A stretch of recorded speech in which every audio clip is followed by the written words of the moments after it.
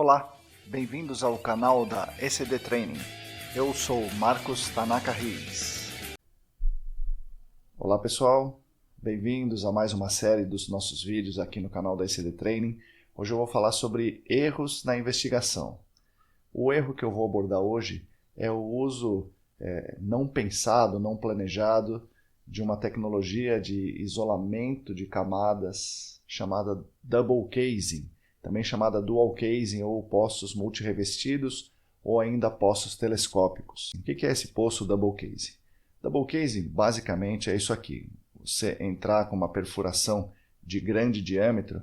Esse do exemplo é um triple casing, né? Então ele fez um casing aqui que é um revestimento, então faz um furo de grande diâmetro, instala aqui um revestimento, entra com uma perfuração num diâmetro menor por dentro daquele revestimento que ele instalou. Ele coloca um revestimento metálico ou de PVC, depois entra por dentro perfurando, instala um outro revestimento aqui, também metálico ou PVC, sela as paredes, normalmente com cimento, às vezes com bentonite e cimento. Isolando essa camada aqui, aí você entra por dentro com a perfuração que você quer efetivamente fazer para instalar o poço naquela camada lá de baixo. Tá? Então isso aqui é um poço multi-revestido. O do exemplo da figura é um triple casing. Tá aqui, ó, triple casing. Nós vamos falar aqui somente sobre o double casing. O princípio é o mesmo, só que ao invés de 3 revestimentos são 2. Tá? Vamos lá. A primeira questão que a gente tem que tratar quando a gente vai instalar um double casing é o seguinte: a gente tem que ter na nossa cabeça ou a perfuração para a instalação do poço arrasta o DINAPL, ou a perfuração para a instalação do poço não arrasta o DINAPL.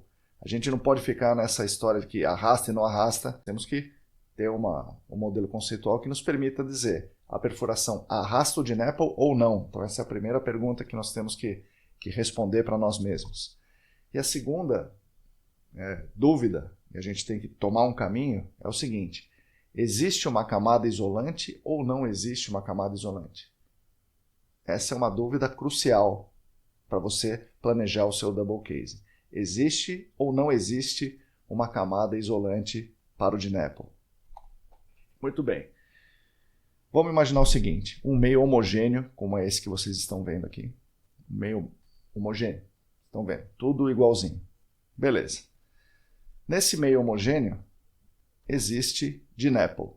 Vamos imaginar que esse DINAPL está ali naquela posição que vocês estão vendo. Tem DINAPL ali.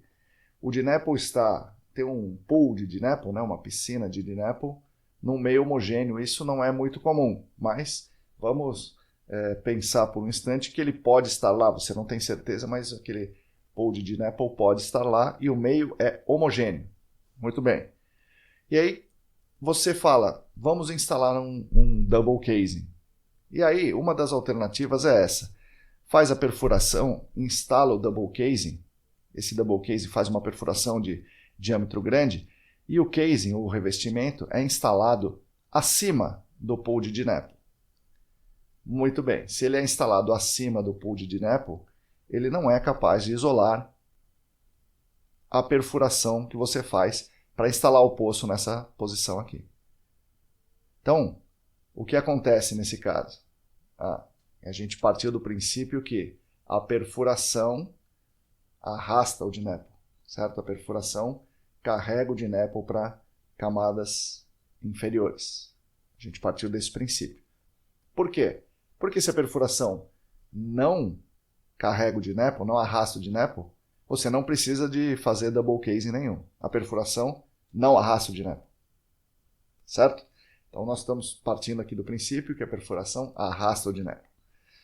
Muito bem, o revestimento está colocado em cima, acima do pool de DINAPL, e você entra com a perfuração e para instalar o poço e passa por cima do pool de DINAPL, e aí ocorre a migração que você não queria que ocorresse. O que acontece aqui então? Você instalou à toa esse double casing. Perdeu tempo, perdeu dinheiro e o arraste ocorreu da mesma forma.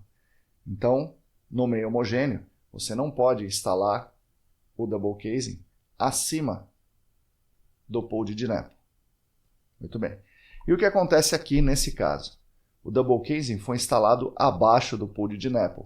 Você pode pensar, agora está tudo bem, porque ele está isolado. O pool de DNAPL está isolado. Quando eu entrar com o poço aqui, ele estará isolado. Essa perfuração não vai arrastar DNAPL para baixo. Você tem razão.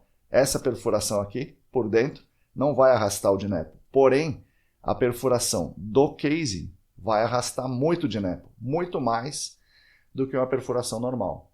Se você fizer uma perfuração normal com rolo, vai ter 7, 8 polegadas de diâmetro. A perfuração do casing tem 10 a 12 polegadas de diâmetro. Então, um diâmetro muito maior arrasta muito mais, tem uma possibilidade muito maior de arrastar o DNAPL. Então, você considerou que existe o arraste. Se existe o arraste, você nunca pode perfurar com um grande diâmetro atravessando esse pool de DNAPL. Tá? Resumindo, num meio homogêneo, sem nenhuma camada que isole o DNAPL, se não existe camada que isole o DNAPL, ou você instala ele muito acima, portanto é inútil, ou você instala muito abaixo, portanto a sua perfuração para o casing causa um arraste muito maior do DNAPL. Bom, então meus amigos ficam preocupados aí, eu tenho concentrações aumentando em profundidades, mas aquela concentração lá de baixo, será que não foi um arraste da perfuração quando você instalou o poço? E o cara responde, não, eu fiz um double casing, então é certeza que não teve arraste. Se ele instalou um double casing desse jeito aqui, a probabilidade de ter ocorrido um arraste é muito grande. Então, não instale um double casing numa situação como essa. Não instale ele nem acima do pool de DNAPL, nem abaixo do pool de DNAPL. Conclusão, se não há camada isolante, não tem sentido nenhum em fazer um double casing. Tá bom? Se não tem camada isolante, não instale o double casing. E agora, vamos nessa outra situação. É um meio homogêneo, mas tem aqui uma camada isolante. A camada isolante está aqui. Então, você está naquela outra possibilidade. Existe a camada isolante. Se existe a camada isolante, o DNAPL está acima dela. Muito bem, se o DNAPL está acima dela, você instala o double casing acima dessa camada, ocorre o mesmo que eu já descrevi. Quando você furar por dentro, você vai arrastar o DNAPL por aqui. Então, esse casing, primeiro casing que você vai colocar, não pode ficar acima da camada isolante. Da mesma forma como eu expliquei da outra vez, ele não pode ficar abaixo da camada isolante, porque a perfuração do casing é muito pior. Isso vai levar todo o DNAPL lá para baixo no momento da sua perfuração do casing. Então, se você tem uma camada isolante, não atravesse essa camada isolante com o casing. E também não instale o casing acima dessa camada isolante. O único jeito do double casing dar certo é se houver a camada isolante, como nós estamos falando aqui, e você instalar o casing cravado nessa camada isolante. É a única forma do seu double casing estar correto, e aí sim você previne o arraste do DNAPL para baixo. Concluindo, se há camada isolante, o double casing deve isolar essa camada isolante. O double casing deve ser instalado de modo a isolar esse DNAPL acima da camada isolante. Então você só instala o double casing se tiver camada isolante e isolando a camada correta. Óbvio, você precisa saber que existe a camada e você precisa saber exatamente onde está essa camada para planejar o seu double casing para daí você instalar. Nunca chega lá e fala, vamos instalar o double casing. Eu quero um poço com 25 metros, vou instalar esse double casing com 23, ou com 20, ou com 19, ou com 24,5. Isso não...